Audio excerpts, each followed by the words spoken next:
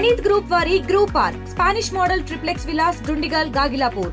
మరిన్ని వివరాలకి ఈ కింద నంబర్ని సంప్రదించండి.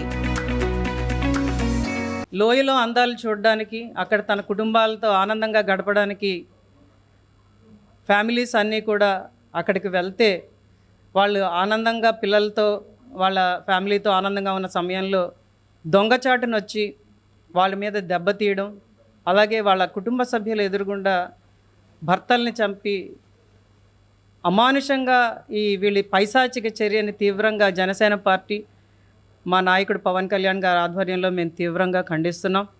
పవన్ కళ్యాణ్ గారు అయితే చాలా డిస్టర్బ్ అయ్యారు ఈ ఇన్సిడెంట్ చూసి. దానికి సంఘీభావంగా మా అందరికీ నాయకులకి, కార్యకర్తలకి, వీర మహిళలకి అందరికీ కూడా ఆయన పిలుపునిచ్చారు.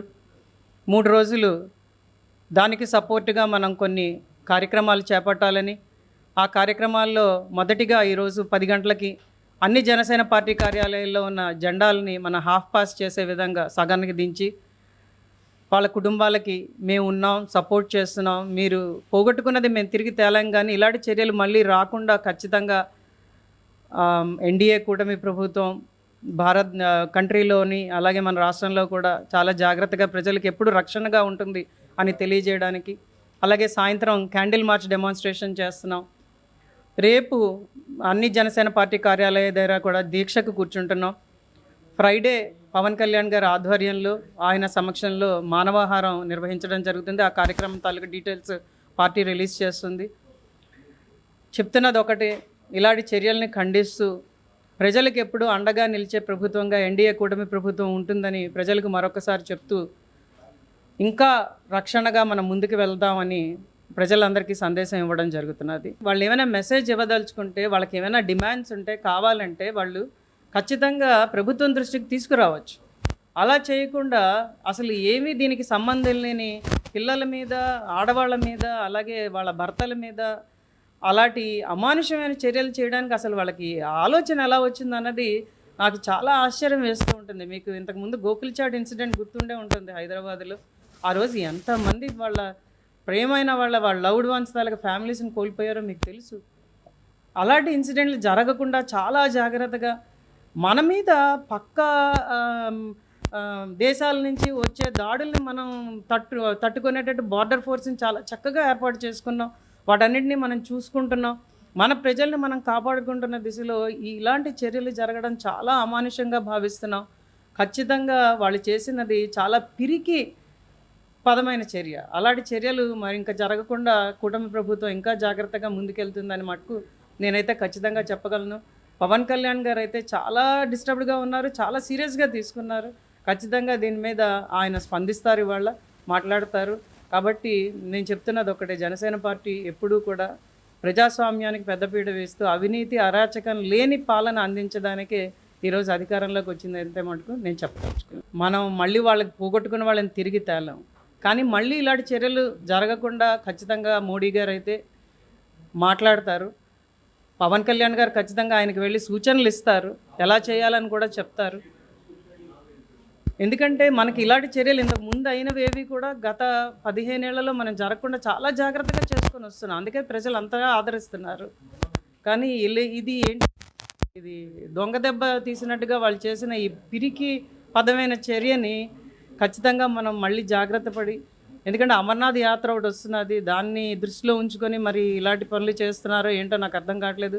మనమైతే ఖచ్చితంగా, ఎందుకంటే అంత పెద్ద కుంభమేళా చేసుకున్నాం, ఎన్ని కోట్ల మంది అక్కడికి వచ్చారో మీకు తెలుసు. అసలు ఎన్డీఏ కూటమి ప్రభుత్వం వచ్చింది నుంచి మనం ఇలాంటి ఇన్సిడెంట్స్ చూడలేదు. 2014 నుంచి చాలా హ్యాపీగా ఉన్నాం మనం అందరం కూడాను. ఎక్కడ ఎటువంటి ఇన్సిడెంట్లు జరగకుండా చాలా మంచి కార్యక్రమాలను చేసుకుంటున్నాం. నేను ఇప్పుడు చెప్తున్నాను కదా, కుంభమేళా జరిగింది, ఎక్కడ ఏమీ జరగలేదు కదా అక్కడ. అందుకని తీవ్రవాదులు పెరుగుతున్నారన్నది ఒక ఆరోపణ మాత్రమే. అదేంటంటే ప్రతిపక్షం ఏదో ఒకటి పట్టుకొని చేయాలన్న ఆరోపణ తప్పించి మనకు అందరికీ తెలిసిన నిజం, చాలా భారతదేశం అయితే చాలా బాగా ఉన్నది, అభివృద్ధి దిశగా పరుగులు పెడుతున్నది, అందరూ ప్రపంచం అంతా విస్తుపోతున్నది. ఖచ్చితంగా నెంబర్ 1 స్థానంలోకి రావడానికి మనం ఎన్నో ప్రయత్నాలు చేస్తున్నాం, చాలా కంపెనీలు స్టార్ట్ చేసుకుంటున్నాం. టెర్రరిస్ట్ అటాక్ చాలా దురదృష్టకరం. 27 మంది, ఈరోజైతే 28వ మృతి కూడా సంభవించిందని వార్తలు వస్తున్నాయి.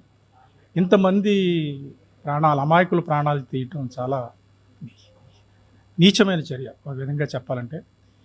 ఈ వార్త తెలుసుకున్న వెంటనే పవన్ కళ్యాణ్ గారు చాలా దిగ్భ్రాంతికి లోనయ్యారు, చాలా ఆవేదనకు గురయ్యారు. అమాయకులైన 28 మంది ప్రాణాలు కోల్పోవడం చాలా బాధపడ్డారు. మనం పార్టీ తరఫున మృతుల కుటుంబాలకు, దేశానికి మన సందేశం ఇవ్వాలి అన్న ఉద్దేశంతో ఆయన 3 రోజుల పాటు సంతాప దినాలను ప్రకటించారు. ఈ రోజు నుంచి ఇవాళ గురువారం, శుక్రవారం 3 రోజులు సంతాప దినాలను 2 తెలుగు రాష్ట్రాలను జనసేన నాయకులు, కార్యకర్తలు, వీరమహిళలందరూ పాటిస్తున్నారు. తొలి రోజున అన్ని జనసేన కార్యాలయాల్లో జనసేన పతాకాన్ని అవనతం చేస్తున్నాము. అదే ఆల్రెడీ మంగళగిరి కార్యాలయంలో ఈరోజు ఉదయం ఇందాక కొద్దిసేపటి క్రితం జరిగింది. అదేవిధంగా సాయంత్రం వారి ఎవరైతే ప్రాణాలు కోల్పోయారో వారికి సంతాపాన్ని తెలియచేస్తూ క్యాండిల్స్ వెలిగిస్తాము కార్యాలయం దగ్గరే. రేపు ప్రతి కార్యాలయం దగ్గర టెంటలు అవి వేసి మౌనంగా దీక్షలో కూర్చుంటాం. కార్యకర్తలు, నాయకులందరూ సంఘీభావం తెలుపుతూ మౌన దీక్ష చేస్తారు. 3వ రోజున రాష్ట్ర వ్యాప్తంగా ర్యాలీలు జరుగుతాయి.